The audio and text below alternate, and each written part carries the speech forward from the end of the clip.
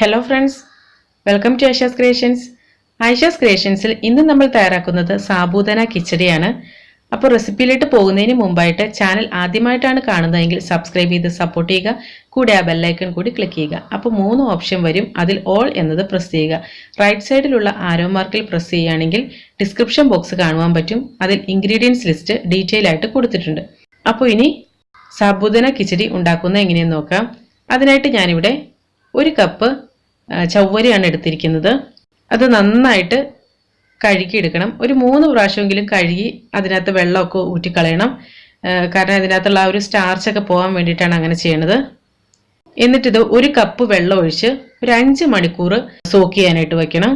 അപ്പോൾ അതായത് ഇപ്പോൾ 5 മണിക്കൂർ കഴിഞ്ഞിട്ടുണ്ട്. ഇത് കണ്ടില്ലേ, അതായത് ഇപ്പോൾ നന്നായിട്ട് സോക്കായി വന്നിട്ടുണ്ട്. ഇനി ഇതിനകത്ത് കൂടുതലായിട്ടുള്ള വെള്ളമൊക്കെ ഒന്ന് ഡ്രെയിൻ ചെയ്ത് കളയാം. എത്രയാണോ സാബൂദാന എടുക്കണേ അത്രയും തന്നെ വെള്ളം ഒഴിച്ചിട്ട് വേണം ഇത് സോക്ക് ചെയ്യാൻ വയ്ക്കാനായിട്ട്. അതുപോലെ ഒരു 4-5 മണിക്കൂറെങ്കിലും കുറഞ്ഞത് സോക്ക് ചെയ്യാനായിട്ട് വയ്ക്കണം. ഓവർനൈറ്റ് വയ്ക്കുകയാണെങ്കിൽ അത്രയും നല്ലതാണ്.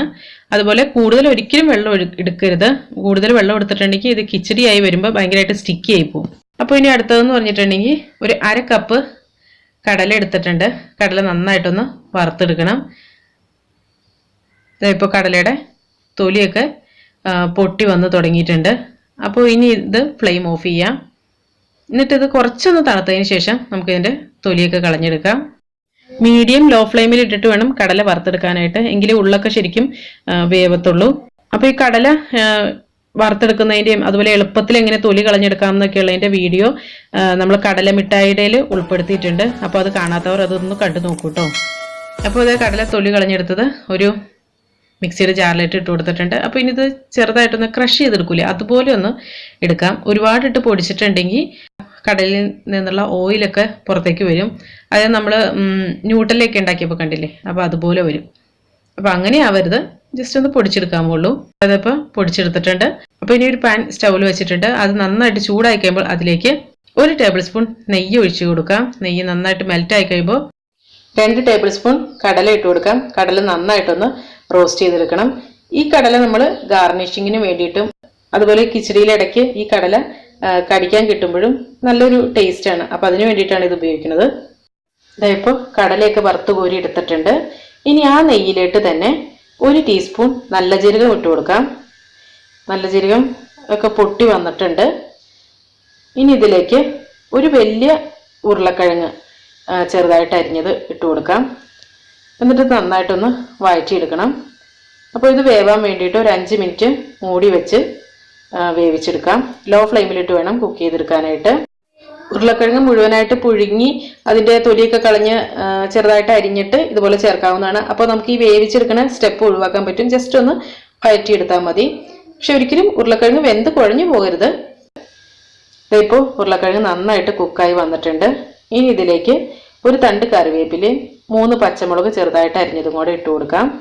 എന്നിട്ട് നന്നായിട്ടൊന്ന് വഴറ്റിയെടുക്കാം.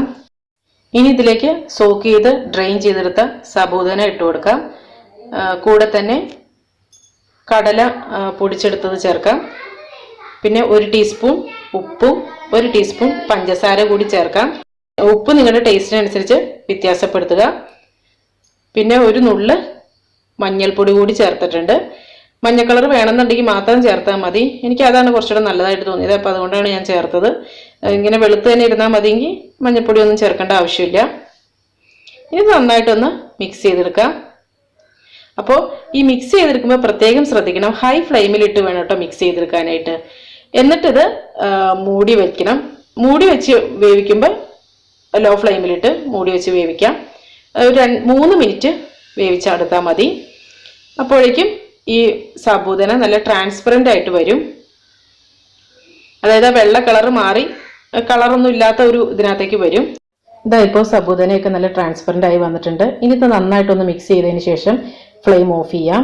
എന്നിട്ട് ഇതിലേക്ക് 1 ടീസ്പൂൺ നാരങ്ങാനീര് ഒഴിച്ചു കൊടുക്കണം. ഈ നാരങ്ങാനീര് മസ്റ്റാണ് കേട്ടോ. അത് ചേർക്കുമ്പോഴാണ് ഒരു പ്രത്യേക ടേസ്റ്റ് ഉള്ളതിന്. പിന്നെ ഇതിലേക്ക് കുറച്ച് മല്ലിയില ഇട്ട് കൊടുക്കാം. മല്ലിയിലൊക്കെ ഓപ്ഷനിലാണ്. പിന്നെ നമ്മൾ ഫ്രൈ ചെയ്ത് വെച്ച ഒരു കടല കൂടി ഇട്ട് കൊടുക്കാം. എന്നിട്ട് നന്നായിട്ടൊന്ന് മിക്സ് ചെയ്തെടുക്കാം. ഇത്രയേ ഉള്ളൂ, സാബൂദാന കിച്ചടി റെഡി ആയിട്ടുണ്ട്. അപ്പോൾ ഇനി ഇതൊരു സെർവിങ് ഡിഷിലിട്ട് മാറ്റാം. അപ്പോൾ ഇതെല്ലാവരും ഒന്ന് ട്രൈ ചെയ്ത് നോക്കുക. എന്നിട്ട് നിങ്ങളുടെ അഭിപ്രായങ്ങളും നിർദ്ദേശങ്ങളും ഒക്കെ കമൻറ്റ് ബോക്സിലൂടെ അറിയിക്കുക. അപ്പോൾ വീഡിയോ ഇഷ്ടമായിട്ടുണ്ടെങ്കിൽ ലൈക്ക് ചെയ്യുക, ഇഷ്ടമായില്ലെങ്കിൽ ഡിസ്ലൈക്ക് ചെയ്യുക. നിങ്ങളുടെ ഫ്രണ്ട്സിനും റിലേറ്റീവ്സിനും ഒക്കെ ഒന്ന് ഷെയർ ചെയ്ത് കൊടുക്കുക. അപ്പോൾ നല്ലൊരു റെസിപ്പിയുമായി വീണ്ടും കാണാം. എല്ലാവർക്കും നല്ലൊരു ദിവസം ആശംസിക്കുന്നു. Thank you for watching Aisha's creations.